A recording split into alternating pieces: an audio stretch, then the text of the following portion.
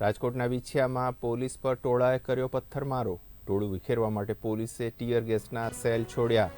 હત્યાના આરોપીના રિકન્સ્ટ્રક્શન દરમિયાન ઉમટ્યા લોકો। ઘનશ્યામ રાજપરાની હત્યાના આરોપીઓનું કાઢ્યું હતું સરઘસ। હત્યા કરનાર 7માંથી 6 આરોપીઓનું સરઘસ કાઢી રિકન્સ્ટ્રક્શન કરાયું। વિછિયા પોલીસ સ્ટેશન બહાર મોટી સંખ્યામાં ઉમટ્યા હતા લોકોના ટોળા। વિછિયામાં પોલીસ પર ટોળાએ કર્યો પથ્થરમારો। ટોળું વિખેરવા માટે પોલીસે ટીયર ગેસના સેલ છોડ્યા। હત્યાના આરોપીના રિકન્સ્ટ્રક્શન દરમિયાન લોકો ઉમટ્યા।